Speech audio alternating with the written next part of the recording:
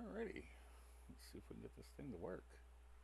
I'll give a moment for things to kick in. I'm having to fight some PC issues on my end, which is not abnormal for me. Um, how's everybody doing today? Um, let's see.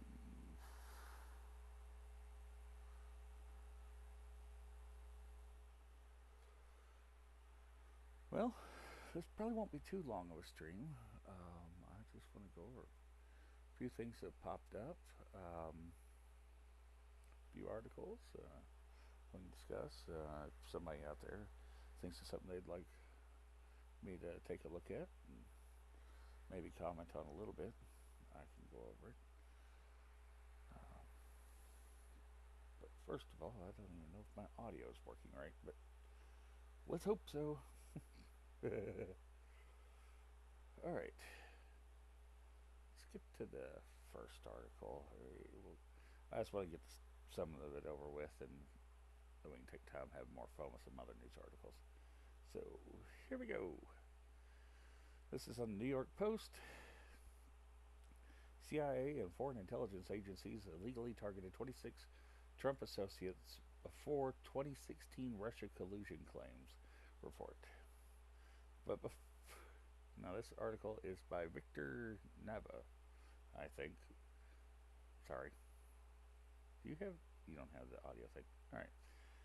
Anyways, before we get into that, just because it seems like it would be something fun to look at, and because I love owls, and because the cat here is a little bit interested in it. He's staring at the screen right now. Um, I guess we'll play this. This Falco the Peeping Tom Owl delights freaks out Manhattan neighbors. Okay,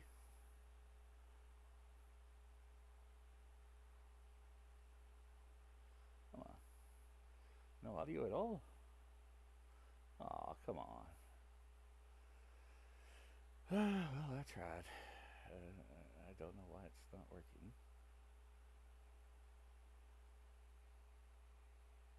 Well, anyways.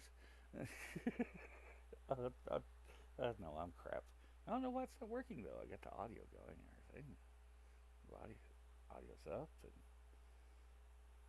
can't hear a thing. Um,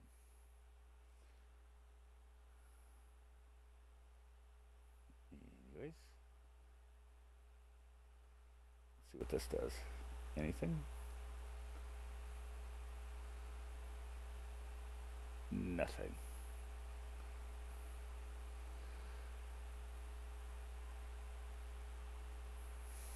Hmm.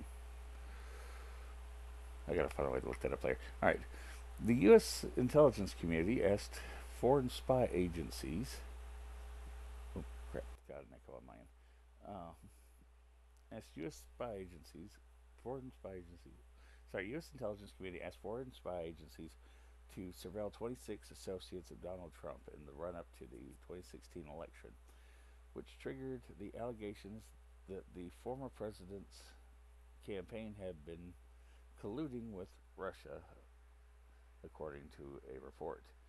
Former CIA Director John Brennan, scumbag, identified and presented the targets to the U.S.'s intelligence sharing partners in the so called Five Eyes agencies, the intelligence gathering organizations in the U.S., United Kingdom, Canada, Australia, and New Zealand, according to a report published Monday on Michael Schellenberg's public Substack. Well, his Substack's name is public, so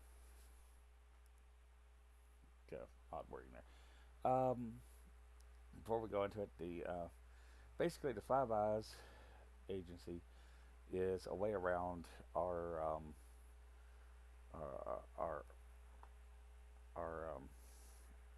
limits in the U.S. For our agencies to spy on American citizens. Basically, since can't do it without a warrant, All they do is they talk to either United Kingdom, Canada, Australia, or New Zealand, and they'll do it. They'll ask us to do it for them to look into private individuals by spying on them, but they don't have to have a warrant because they're in another country, because they're another country's agency, and they just give the information back to ours, and we do the same with them. It's all dirty. The report by independent journalist Schellenberg, please tell me I'm getting that right, Matt Taibbi, and Alex, I'm sorry, Guten Tag, I guess. Please forgive me, I'm butchering names again. Has not been confirmed by the Post. They cite multiple unnamed sources, including ones close to the House Permanent Select Committee on Intelligence, led by Rep. Mike Turner, Republican of Ohio. Turner's office did not respond to the Post request for comment. The U.S. intelligence community had identified the 26 Trump associates as people to bump or make contact with or manipulate, one source told the outlet. In spy speak, bumping is when a reason is manufactured to meet with a target of interest in order to develop a relationship that could lead to intelligence. Okay. They were targets of our own IC and law enforcement, targets for collection and misinformation, the source said. Britain's Government Communications Headquarters Intelligence Apparatus, or GCHQ, was making contacts with Trump's associates as early as March 2016, according to the report.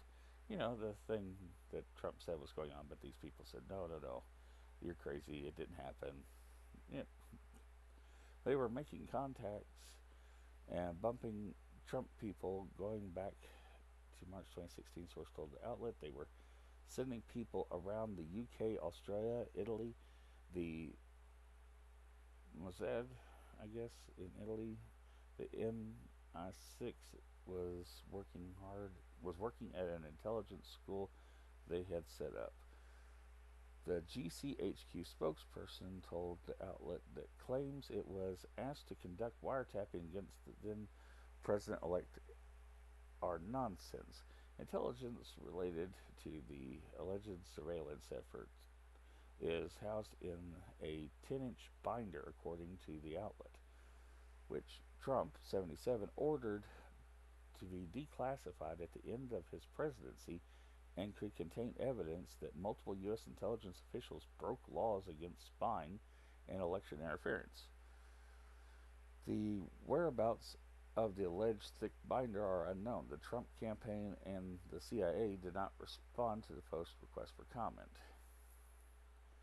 Warrantless surveillance of U.S. persons is specifically prohibited by law. Former FBI lawyer Kevin Kleinsmith, don't even know if I got that right, was sentenced to probation in 2021 after admitting that he falsified an email to renew a wiretap against former Trump campaign advisor Carter Page. Page had been wiretapped after intelligence sources suspected that he might have been targeted by Russian spies. The wiretap, which was approved by the Secret Foreign Intelligence Surveillance Court, was renewed several times after it was first granted. Last March, Special Counsel John Durham concluded that the FBI investigation into Trump's alleged collusion with Russia was seriously flawed and had no basis in evidence after a 4-year review of the probe. In response, the FBI said it had implemented dozens of corrective actions, bullshit, since the improper Trump probe, and that the missteps identified in the report could have been prevented had the reforms been in place in 2016. In 2022, Taibbi and Schellenberg were involved in the publishing of the Twitter files expose, which detailed how the social media giant's previous management team sought to silence controversial voices and suppress news items such as the Post's reporting on the Hunter Biden laptop.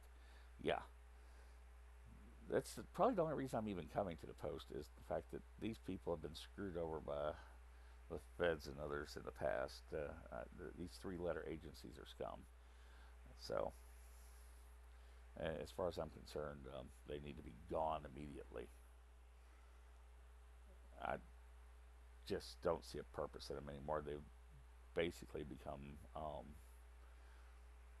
the a weapon against any political opponent, no matter which side gets in. They could both use it and abuse it.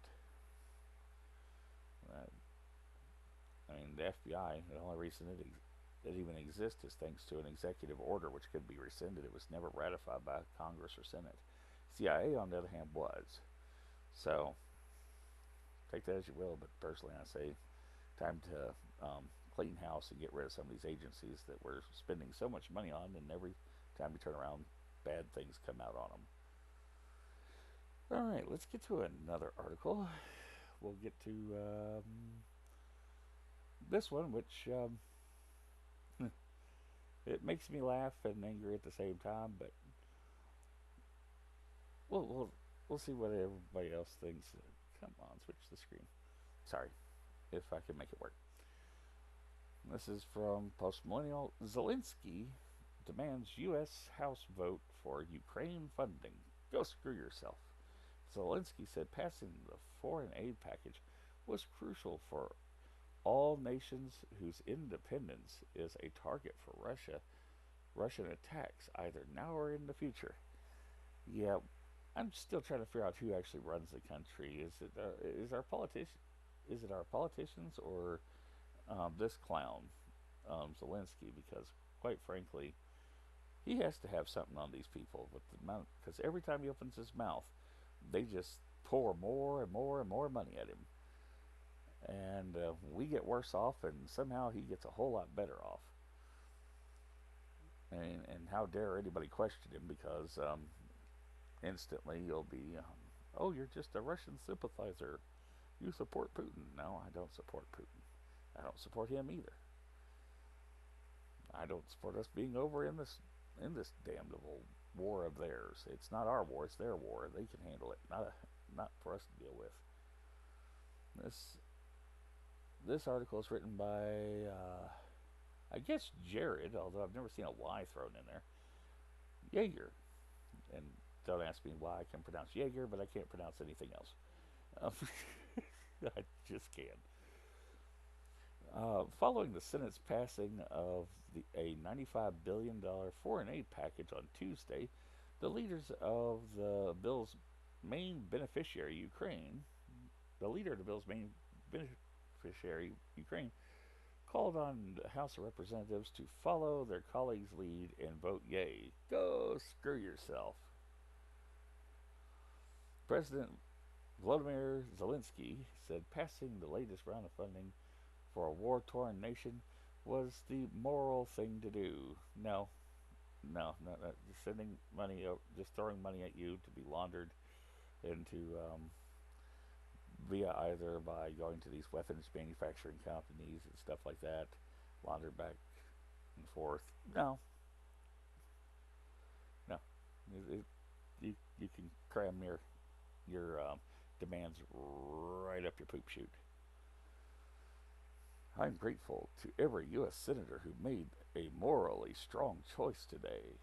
Such a choice matters right now, not just for Ukraine, but for every nation whose independence is a target for Russian strikes, current and planned, including those planned for the coming years. You know,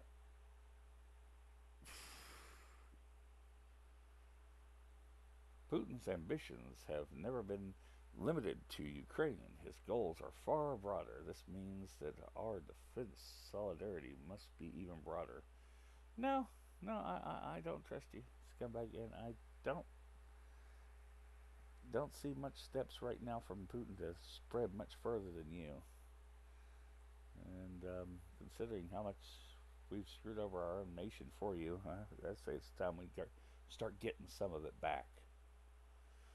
The next step is a vote in the U.S. House of Representatives. We anticipate an equally strong moral choice and a decision that will work for that benefit of our shared security. It's not sharing security.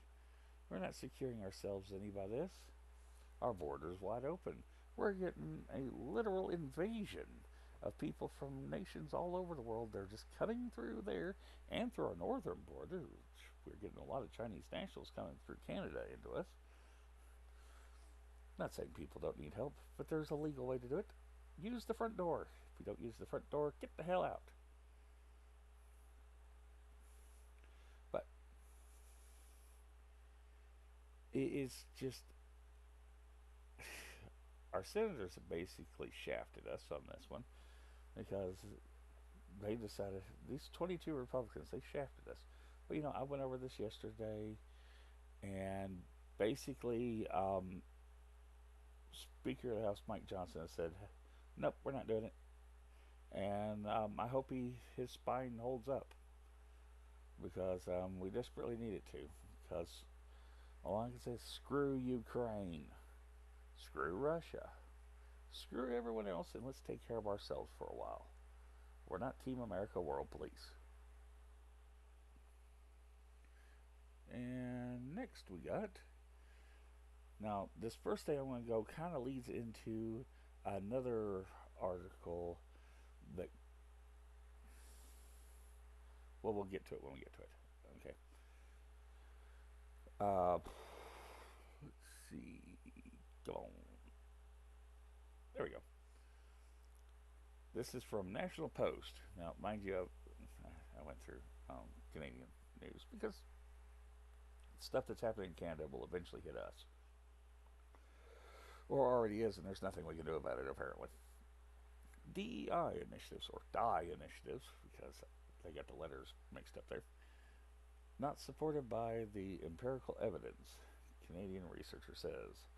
The study of diversity, equity, and inclusion research found that such instructions leads to greater prejudice and even harm. Well, no shit, Sherlock. Ari Blaff? I think that's how you pronounce it? Blaff? Blaff? Oh, whatever. I hope so. No offense, dude. I really gotta figure out how. I really gotta practice some of these names. It'd help if I if I actually practiced with finding the people so I hear them pronounce their name. But, you know, there's no evidence that diversity, equity, and inclusion initiatives reduce prejudice, and there may even and they may even increase it, says a Canadian professor who reviewed decades of research for a new report. Excuse me. Proponents of DEI instruction make the bold claim that it works, that it, that is, they claim that it's effective in changing behavior toward the positive. That claim is not supported by the empirical evidence. The study author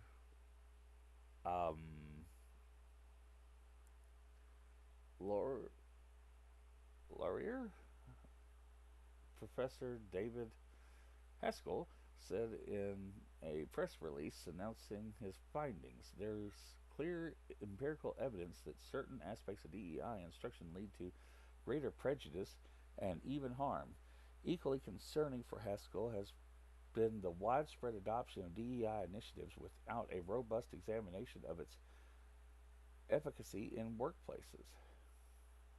DEI instruction is now aggressively entrenched at all levels of our educational system, from kindergarten up to university, Haskell told National Post in an email on Tuesday. Core concepts of the instruction, such as white privilege and implicit bias, are promoted as verified truths, but the research shows that These concepts are not rooted in solid empirical evidence. Ironically, the public organizations we have charged with providing factual knowledge are, on this front, doing the opposite. In a report published by the Aristotle Foundation for Public Policy, Haskell reviewed 7 studies from leading scientific journals, including some meta analysis that looked at hundreds of experiments. Despite claims from DEI proponents that such instructions lead to better outcomes and greater understanding, the I'm sorry, I just can't pronounce that place. Academics lecture review found evidence suggesting otherwise. One study Haskell highlighted, conducted by University of Toronto researchers, found campaigns designed to exert strong pressure on people to be non-prejudiced backfired, yielding heightened levels of bigotry. Well, no kidding. Not like we hadn't seen that coming. Look at our movies and TV shows and stuff like that. And just some of the stuff coming out of our own schools. A landmark paper, Stereotypes on the Rebound, which was published 3 decades ago, found that attempts to suppress unwanted thoughts are likely to subsequently reappear with even greater insistence than if they had never been suppressed. DEI's outward emphasis on inclusivity and diversity, according to Haskell, paradoxically undercuts mutual understanding. One paper exploring the teaching of white privilege found students did not gain compassion for underprivileged, visible minorities. Instead, could reduce sympathy and increase blame for white people struggling with poverty. Yeah, well, they don't seem to care on that. It's a scam. Everybody knows it. Meta-analysis and a way to break everybody up. It's reading through their books. They're segregationists. They want to separate, divide, maintain hostility, and use that for profit. It's sick and wrong and evil. Meta-analysis also showed DEI's inability to produce lasting positive behavioral changes. In some cases, participants' job security and career advancement was contingent on giving the right answers, potentially skewing the results, Haskell writes. Haskell cites meta-analysis, drawing upon hundreds of studies to highlight the shortcomings of DEI. Although these studies report optimistic conclusions, we identify troubling indications of publication bias that may exaggerate effects. A team of researchers wrote in 2021 meta-analysis published in the Annual Review of Psychology. The same study was cited by Jesse Singal. Jesse Singal. I don't know. Please forgive me for butchering the name. American journalist who investigated whether DEI initiatives helped people of different backgrounds better understand one another. According to Singal, I guess, the industry exploded following St. Floyd's murder and the surging popularity of Black Lives Matter. In 2020 alone, the industry surpassed US $3 billion. Told you it's all about money. Haskell reported and fake virtue signaling. Oh, look how good we are. Yeah, look how virtuous we are. Look at our little purse puppies we held over here. See, we're looking out for them. I don't give a damn. You just want to make money. Haskell's report argues that DEI initiatives often undercut their expressed mission of bringing people from diverse backgrounds together. What they are teaching has been shown to divide society. The empirical proof for that is clear, Haskell said. The report comes less than a year after Toronto District School Board teacher Richard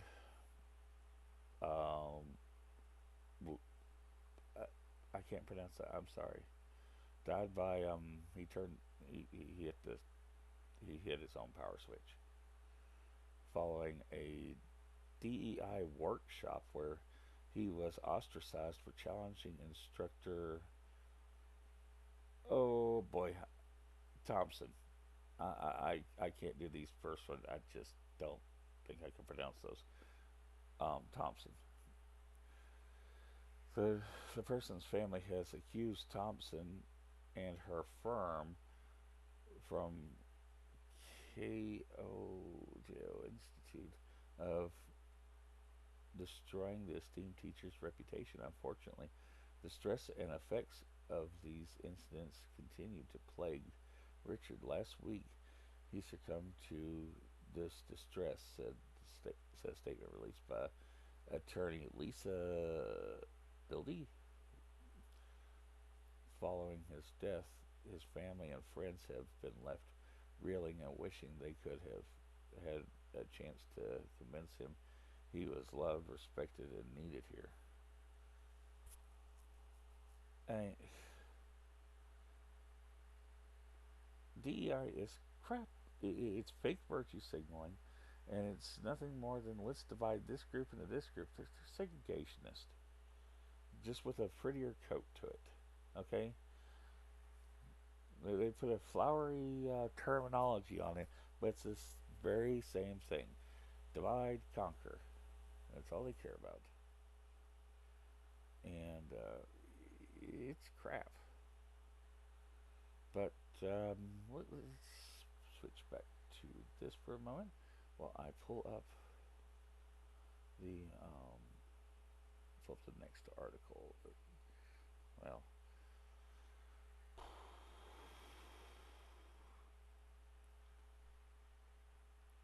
come on, load please. Okay, now this one relates to the last article in some ways, and it should really kind of, well, a better way to put it, piss people off. Okay, as it does me, and it should everybody else because this is wrong in every sense of the word. This is from Libs of TikTok.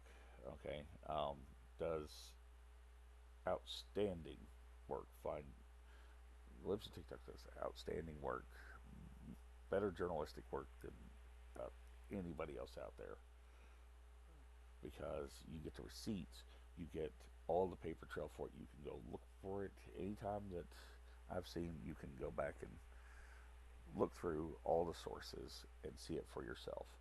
And it's just, this article is just messed up. National MS Society, well, not really an article, it's just a post. Unreal, National MS Society forced a 90-year-old volunteer to step down because she wasn't inclusive enough after she asked what pronouns are.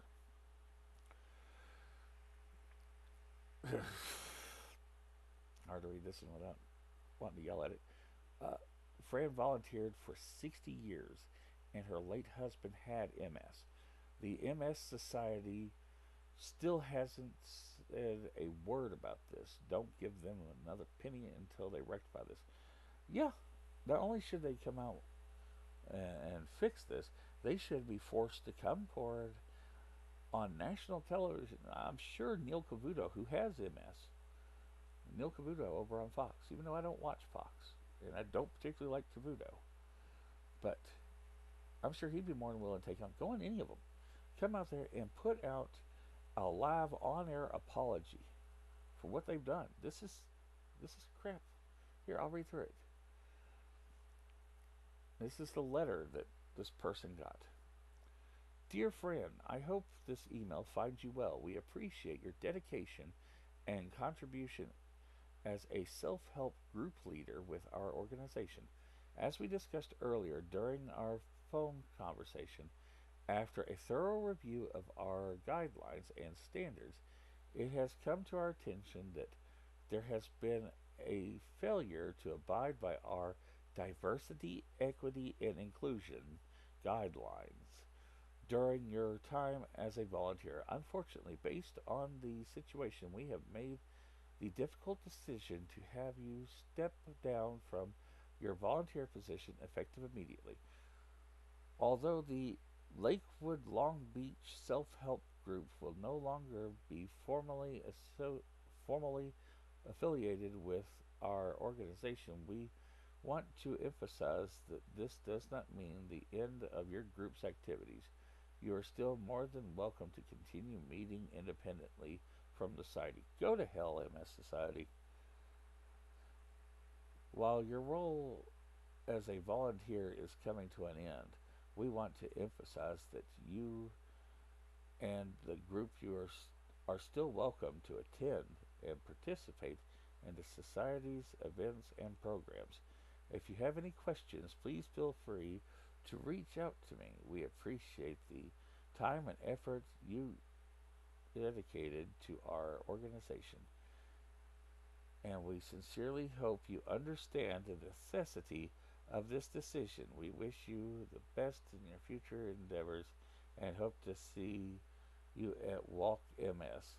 Thank you for understanding. Sincerely, Kali Cumore. I don't even care. I don't give a rat's ass about this person's name. I hope I screwed it up. Manager community engagement. She, her. Go screw yourself. Damn pronoun Yahtzee. The woman's 90. The woman that you just forced out is 90. Okay? This is sick and wrong. These people can go to hell. But this is an interview with the lady. And I'd seen it on a Let couple of. me rewind I this. was confused. Pause it. Try to get my audio up on this because I want you to hear what the because Libs TikTok actually got an interview with the volunteer that was made to step down because she wasn't inclusive according to them. Here's the interview, and I just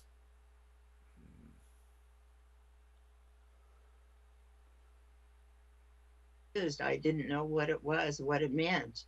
And I'd seen it on a couple of letters that had come in after the person's name. They had the pronouns, but I didn't know what that meant. And so finally, when I was talking to her, I thought I'll ask, what does it mean? And let her tell me. And so she said it meant that they were all inclusive, which didn't make sense to me because it sounds like you're By uh, labeling or labeling for females and not males if you're just putting in she, her.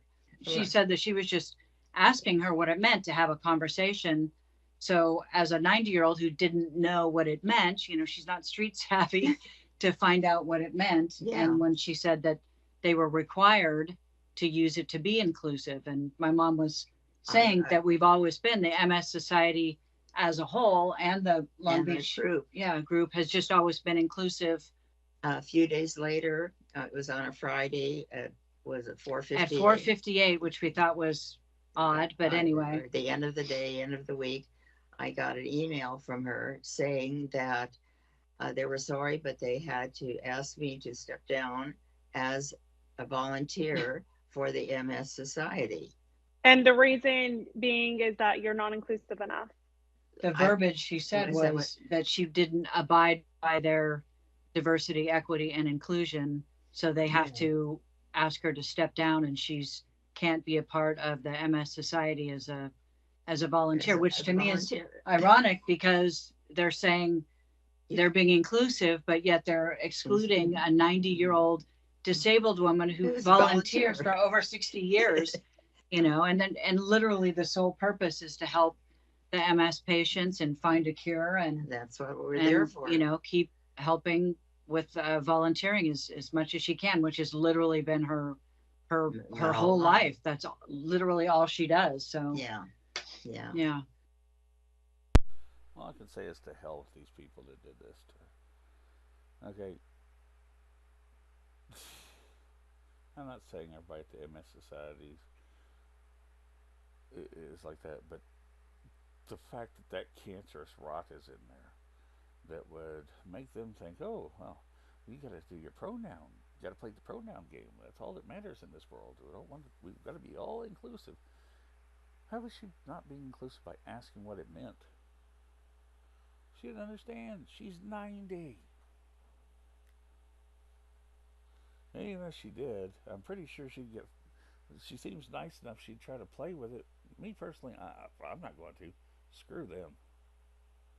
I won't give it down to them until an actual public apology, and that woman's job is gone.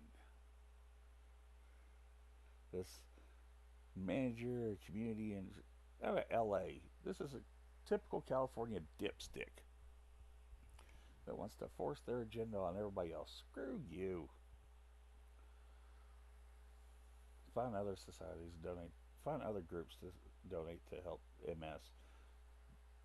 Leave this one out of it. Don't throw another dime at them. You know, they're probably government funded anyway, so it doesn't really matter. Don't voluntarily throw money at these ass clowns that were willing to do stuff like that. Sorry, a little bit more heated than I should be on it. But it really just ticks me off because she did nothing wrong. She did absolutely nothing wrong. And these people did this. And it's wrong in every sense of the word. And I hope they pay dearly for it financially. I really do. I want it to come down and they start getting crapped on by everybody. I want I want to see an actual public apology, not some letter, anything like that. I want video of this horrible individual out there apologizing to the woman who she decided to say you can't be a volunteer anymore, as well as holding up her resignation letter if she's going to quit, or holding up where she got fired. No severance either. Scumbag. Then, in the sake of diversity and inclusion, this is another one that comes from lips of TikTok. You're going to love this. If you're a Catholic, I'm not Catholic, but if you are Catholic, this is a direct insult. The Fort Hays State University turned Ash Wednesday into a LGBTQ event celebrating. I don't even know if that's a landmine word. I'm going to leave it alone. With glitter and ash. Okay? I don't know if it's a YouTube landmine. So, this is the student announcement. That came out. Daily announcements, February 13th, 2024. Get your ash on campus. Wednesday, February 14th, from 11 a.m. to 1 p.m. In the MU, you can get your Ash Wednesday ashes on the go. You can choose traditional ashes or glitter plus ash. Makeup grade biodegradable purple glitter mixed with traditional ashes. Why glitter? Glitter is an inextricable element of their history there that they want to highlight. Okay.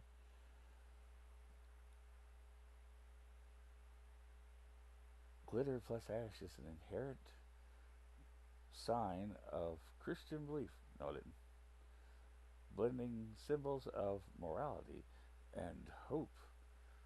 Sorry, mortality and hope, of penance and celebration. This Ash Wednesday, we will make that spark of life easier to see. We will stand witness to the gritty, glittery, scandalous hope that exists in the very marrow of the LGBTQ plus tradition. They're saying Ash Wednesday is an LGBT tradition. It is a Catholic tradition. It's part of the Catholic faith. You absolute clowns. This is an insult. As a matter of fact, here's a letter from here's the student, one of the students that received this. The letter from one of the students. Well, this is an actual email that I got from the FHSU this morning. As a student, as a Christian, I am sad. I am absolutely appalled. I do not care what you personally believe. Only Lord God can judge us, but this feels like a personal attack. It is. It feels like my faith and all who believe what I believe are being mocked. Yes. The devil is not hiding anymore. He is right in front of us. He's in your children's schools. I normally don't voice my opinion, but when it comes to my God, I will not hesitate to defend his name. Repent in the name of Jesus. I understand this person's frustration. This is an actual insult. It's a personal insult. It's a slight. They are attacking. It must infect every inch of everything. Everything has to be infected by this. Oh no, we have to be represented and seen. No, you don't. I don't care. Every single thing you've done. Oh, and one more thing that doesn't have anything to do with that.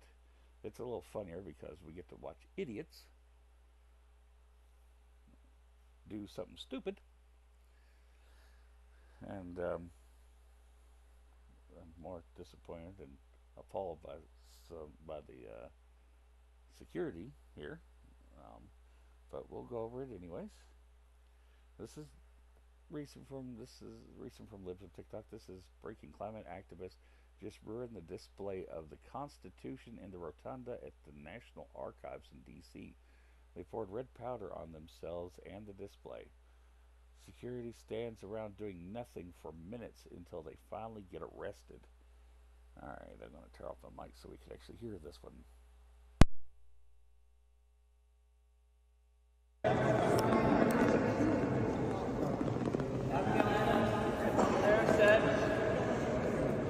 We are determined to foment a rebellion.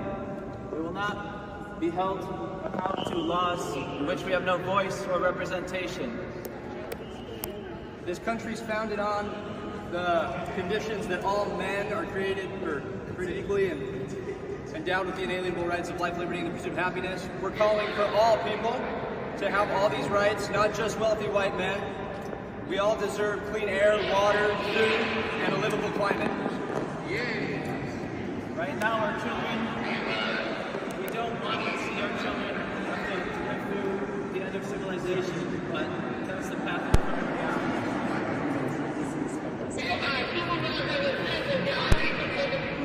Joe Biden, we need you to declare a climate emergency. We need you to immediately desubsidize from fossil fuels and start moving towards real climate solutions.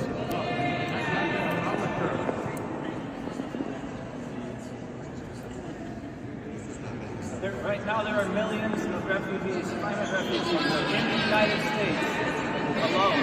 There are many more across the world, and there's many more from.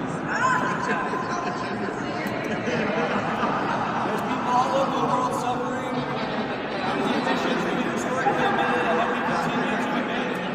We need to change how we do things. We need to change systems and value the lives and well-being of people over the profits of the many. We need to declare a climate emergency. President Biden, can you please declare a climate emergency? Do anything to them.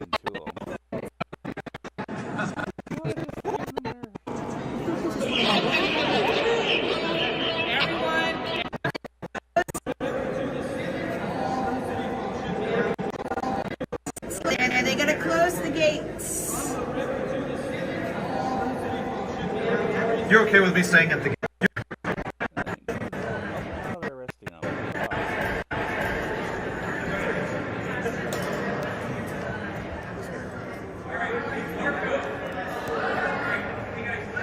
Excuse me, sir. Excuse me. Thank you very much. Ma'am, can you go this way, please? I know. Thank you. Excuse me, sir. Can you go this way for me, sir? Oh, she Clear said it we out. could film from the gate. Clear out for me, sir. Clear out. Clear out. Clear out. Clear. Oh yeah, clear everybody else out. You made sure that they could stay in there and do their stuff, but everybody else, oh, get out of here. We don't want you to see this. Ah, go to hell.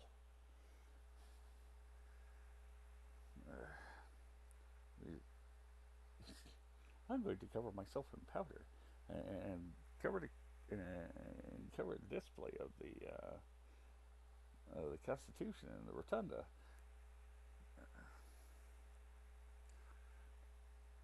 Good Lord. I guarantee they were released. They'll probably be, if they weren't just directly released, they'll be released within about 30 minutes of their arrest, saying, no, don't do that again. No, no, no. All right, let's get to probably the last article to go through, unless somebody pops in with an idea, which I would love to see. It's something that interested me. It has really nothing to. Okay. Bloop. Locals work to save mysterious Canadian shipwreck before it disappears into the ocean. A 100-foot long wreck, which likely dates to the 19th century, washed up off the coast of Cape Ray in January. This is on Smithsonian Magazine. This is from, well, 2 days ago. Oh dear Lord, I can't pronounce that. Margarita, I guess. Bessie? Well, I'm sorry. A mysterious shipwreck appeared last month on the shores of Cape Ray, a small community on the southwest coast of Newfoundland, Canada. Now locals are hoping the 100-foot-long vessel can be saved before currents pull it back into the ocean's depths. This is something that probably hasn't been seen for 100 to 200 years. Trevor Croft, a volunteer diver with Clean Harbors Initiative who helped survey the ship, tells the New York Times Rebecca Carballo, I guess, it's pretty exciting when you get to see that for the first time. Gordon Blackmore, a 21-year-old Cape Ray resident, was hunting seabirds on January 20th when he noticed a dark shadow in the shallow waters. He hurried home to report the news. It's amazing. There is no other word for it. His mother, Wanda Blackmore, tells Sarah Smelly? Oh, dear Lord. I hope I didn't screw that up. I'm really sorry, Sarah. Of the Canadian Broadcasting Corporation. I'm just curious if they can name the ship and how old it is, if there were any souls lost on her. The shipwreck caused a stir in the small community that attracted curious onlookers. They immediately took to Cape Ray's Facebook page to speculate about the ship's history and its mysterious arrival. They worried it would disappear again or be further damaged by rough climate. The wreck also drew local photographer Corey Purchase, who took aerial photos and videos of the site. The drone put it into perspective for sure. He tells the Times it was pretty amazing. It was a pretty amazing find. Earlier this month, archaeologists and volunteers entered the cold, shallow waters to recover samples of the ship for analysis. We're hoping to identify the wood species and age of the wood, and to identify the makeup of the metal, said provincial archaeologist Jamie Brake during a news conference last week, per Agence France Presse. Okay, I hope I pronounced it right. Those things will give us clues as to its age and origin. Archaeologists think the vessel may date to the 19th century. Neil Burgess, president of the Shipwreck Preservation Society of Newfoundland and Labrador, okay,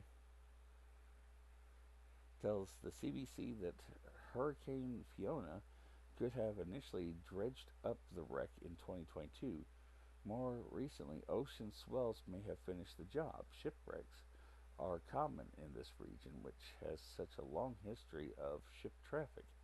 Shipwreck tells the Times. Cape Ray is an exposed, treacherous shoreline with fog and reefs. Some locals are wondering whether the ship could have played a role in their own family histories, according to BBC News. Nadine Youssef and Eloise Alana.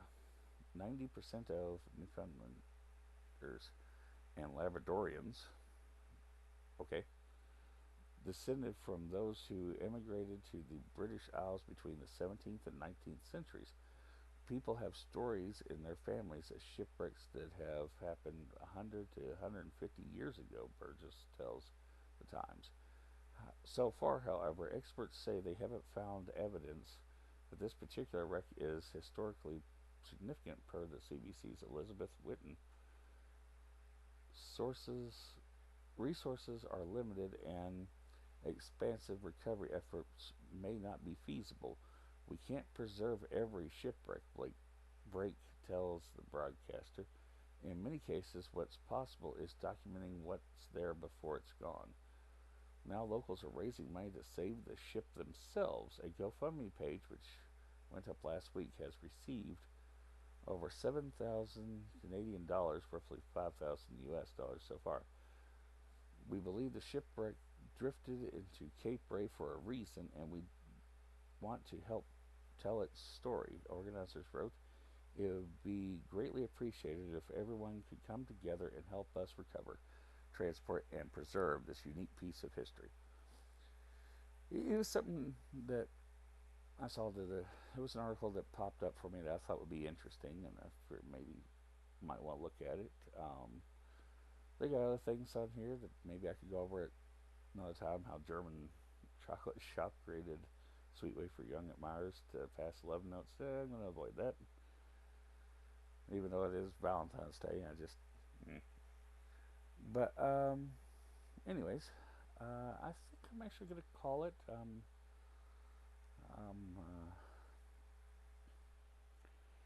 I kind of went over most of what I was looking at, and I mean, I'm always up for it. If anybody has any suggestions, I'm happy to look into them, of articles to go over. I may do something on my entertainment channel, the Beast of Caravanor, but honestly, I'm probably gonna wait till tomorrow on that. There may not be any stream on here tomorrow. I'm probably gonna wait for tomorrow on that because there's supposed to be some Microsoft news tomorrow that's popping up that I'd like to go over on there. But anyways, thank you very much for watching. If you enjoyed this at all, please leave a like. Maybe consider a subscribe. I am going to try to be pretty, at least somewhat regular on videos and streams. More streams than videos because I suck at editing. But I thank you very much for watching. I hope you have a pleasant evening, day, or whatever.